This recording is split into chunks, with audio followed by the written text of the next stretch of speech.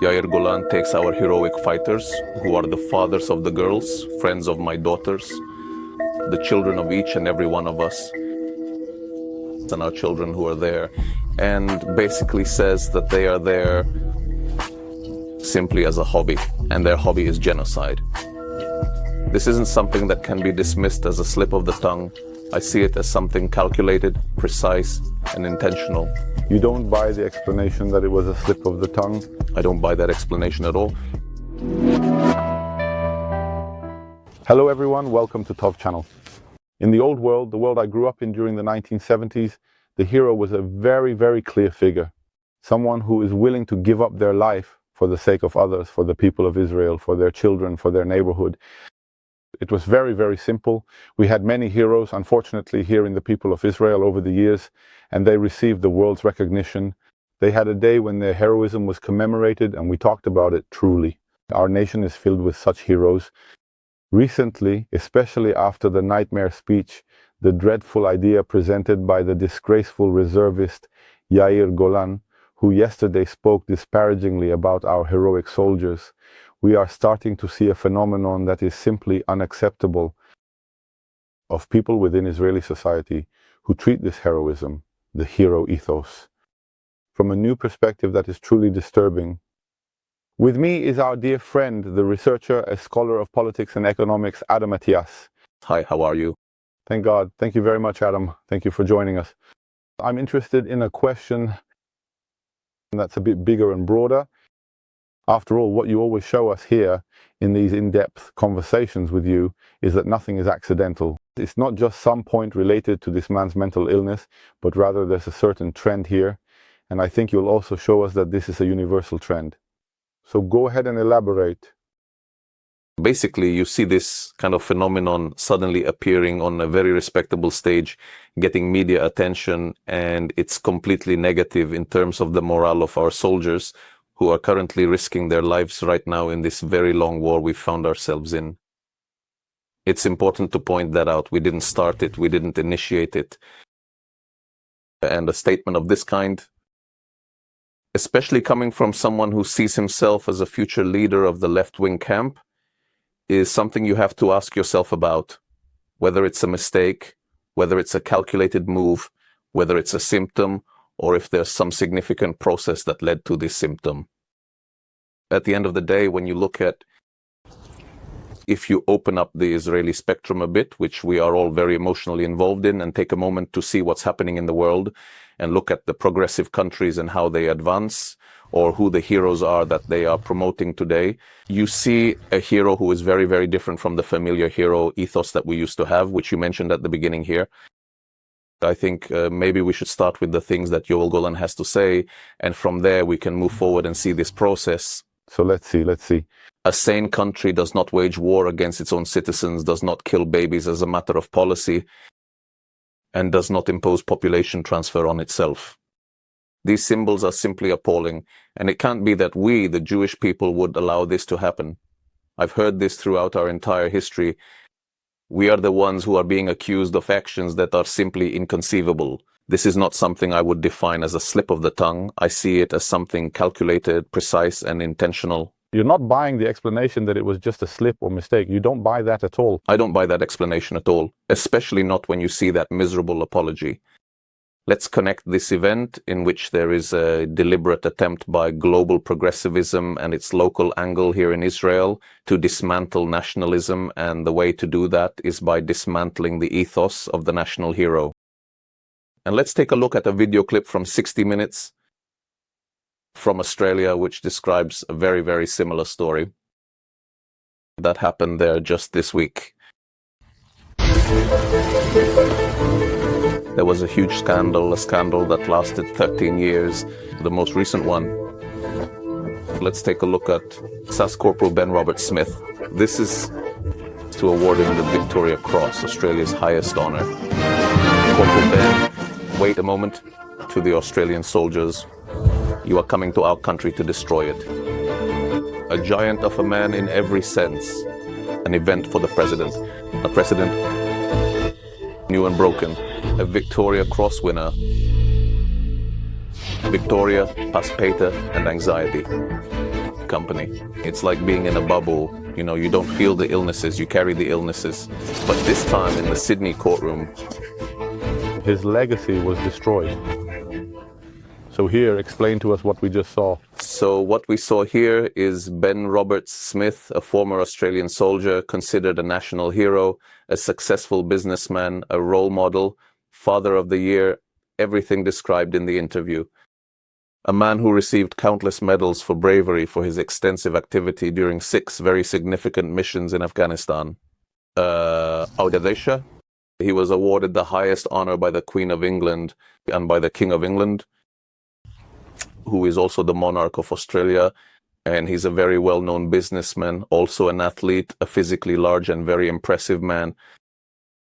And we're talking about the ethos of a national hero of Australia, a brave soldier who received all possible decorations, including the highest honor. And what we see there is a journey that began in 2018 by 3 journalists who basically gathered various pieces of evidence and essentially spread the claim against him that he had committed war crimes.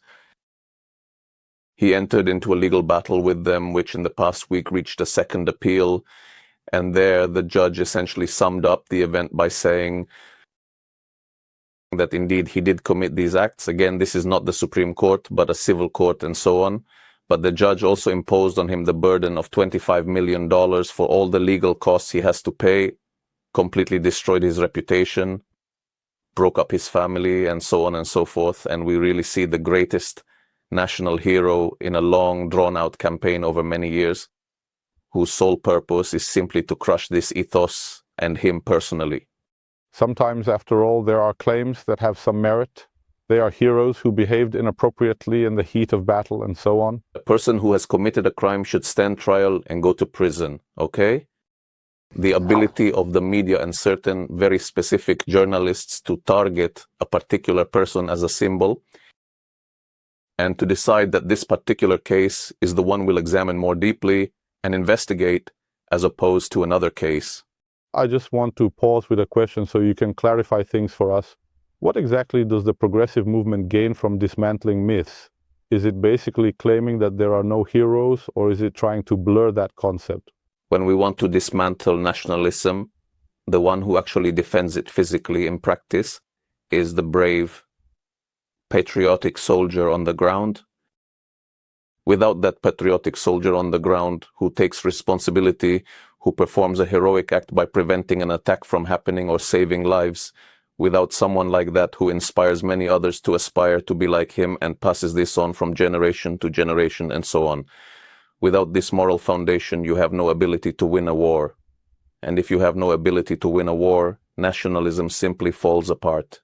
And this is within the very significant struggle we are in between globalism and nationalism, where globalism and the globalist movement, driven by progressives, seek to dismantle the national model. And the way they do this is by dismantling religious symbols, by dismantling monuments, and so on. We've seen this happen a lot in the United States and national symbols. And one of the most important things is truly the ethos of the national hero, who is the one that protects the nation and is the one who wins wars. So if essentially the beginning of progressivism in the 17th and 18th centuries was to destroy the value of divinity and religion in order to dismantle all the values of the family, then today you're saying the story has shifted to the story of nationalism. Yes, and even more than that, the story goes beyond just nationalism. The way to dismantle it is really by targeting the one who carries this nationalism on his shoulders, which is the national hero. And the national hero, not only are we dismantling the old model of the hero, we're also presenting a new kind of hero. In this video, just a moment later, they also show you who the new hero is. We see the drowner. The general who coined the term is actually praising the new heroes, who are the drowners from the judicial system, who knew how to take that same hero and make him pay the price for the actions he committed. That's why they portray the judicial system, the media, the investigators, the journalists. The new god. Exactly. They become the model of the new hero, and instead of the soldiers on the battlefield who protect them. Okay, so let's watch the clip. You can approach me on the street very easily, the miracle of the terrorist. Up to this point, we are not the miracles. We are IDF soldiers, not miracles. And no one should try to portray us as miracles. And this act that was done here yesterday with this TV reporter, edited and biased, people of Israel, listen to me. There is no chance in the world that we raped or committed an act of rape. I am a father of 5 children. We left everything behind to deal with filth. We also know how this whole story ends. So what we saw here is really that same progressive judicial system working in cooperation, that same handshake between the judicial system and the media. They shake hands in order to fabricate a case that is completely made up. Fortunately, we managed to uncover this, written a complete meal, apparently under the direction of, I won't say who, which caused significant damage, including moral harm to our soldiers, our heroes, and their families. And also outward to the world. These things echo outwards, and that moment when it was proven to be fabricated is never mentioned. Not everyone who saw it gets to know that. Maybe here, on a local level, it gets closed, but in the world, it resonates. And IDF soldiers are accused of being people who committed war crimes when they did not do so. So we see this trend happening again and again and again. Let's give another example to remind ourselves of this event the last 3 days. I even thought about ending it.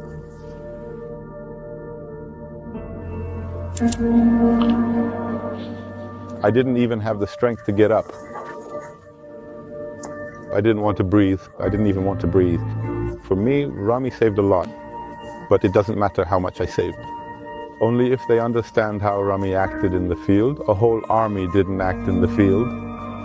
Even I, in certain situations, I shouted, "Where is Tsa? Why isn't Tsa coming to me?" The responsibility in this case is doubled because those heroes are also people dealing with trauma. After all, what torments Rami Dudian are not the hundreds he did save, but those he didn't. Those he didn't manage to reach. Now we see a hero who is paying a very heavy price.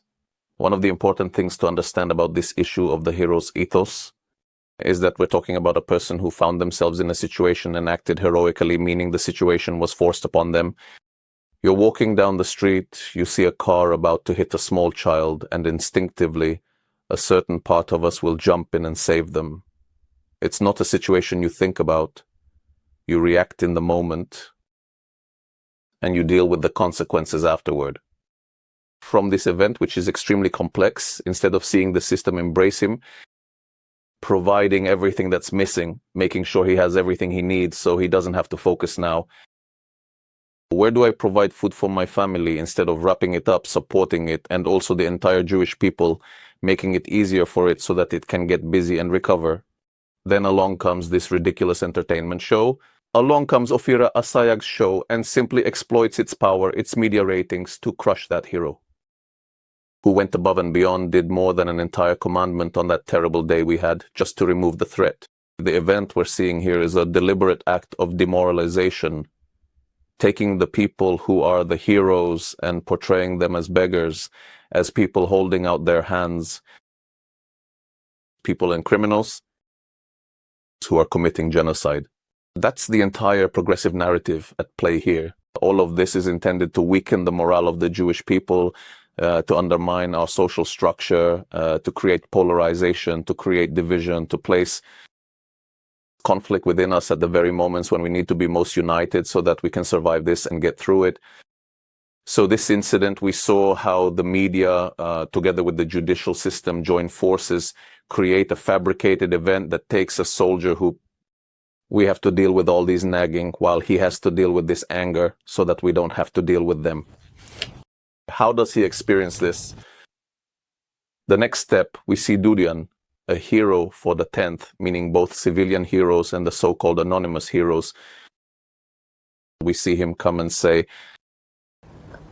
in the first 3 days after the interview, I wanted to end it. So let's see where does it ultimately lead? Let's look at the next example, please.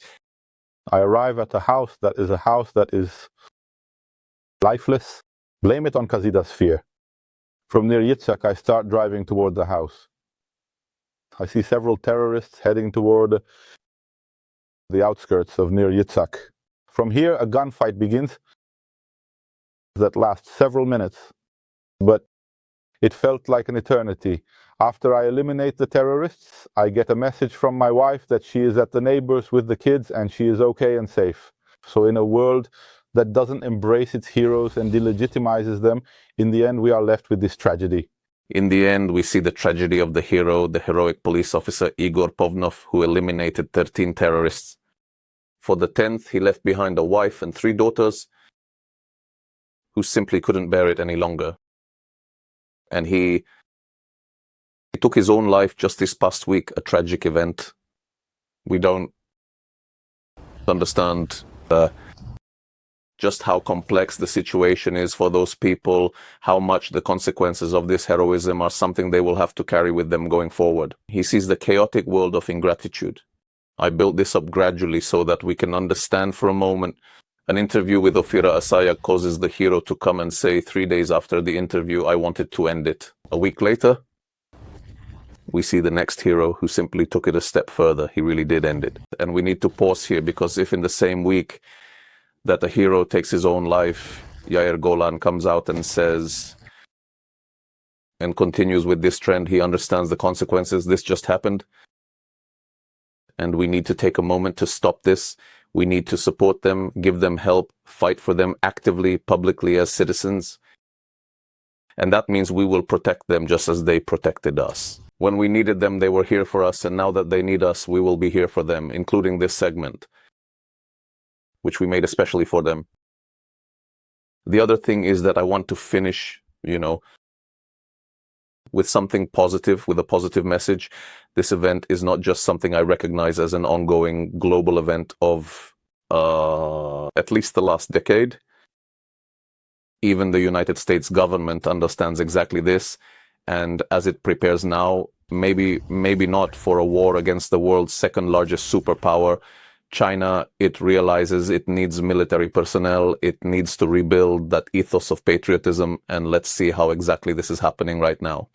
We're restoring the warrior ethos. No more political correctness, gender pronouns. We're restoring the warrior ethos. Enough. Cut it out already. We're in a cold war. I have to be American because I just don't have, I can't do it there right now, so let's go back, American.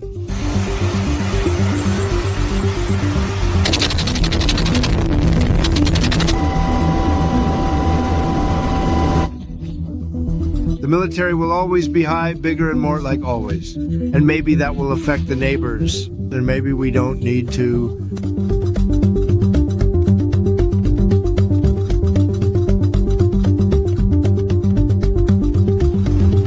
achieve that. It's a big environment in the world, and our decision won't be a big one. And you'll see it when it happens. What I wanted to say to you is that you really started with the positive message, and we see that indeed the Trump administration is the first to recognize and fight this phenomenon, and is doing so with a lot of effort. Let's really hope and wish him success, because we also see that in the end, this war is not simple. Let's put it that way. Many times with our audience, we want to convey this message, and it's an important message. What can we do? It's important to understand. People need to realize that just by watching this segment right now, by being here with us at 23 or 24 minutes in, from the moment it started, exactly, that's a tremendous impact. The power we give to podcasts like yours, to a good channel, and to all these tools on social networks, the support, the shares, the comments, all of these things ultimately build a foundation. They create this thing, because what we've seen here is a process, and you're an expert in this field, so you'll be able to fine-tune what I'm saying. We've seen a process, first of all, of destroying the value of the individual. Then it continued with the destruction of the value of the family. And now we're witnessing a very aggressive war against nationalism. It's very important to point out all these battles, because it really strengthens people. They are not succeeding. They're not succeeding. In the end, we are still standing.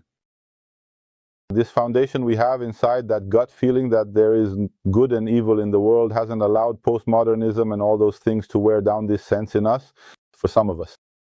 Even those who do, in the end, at the moment of truth, in my opinion, because as Dr. Zvi Sadan has said several times in interviews, progressivism, in order to rule, must have a dictatorial system.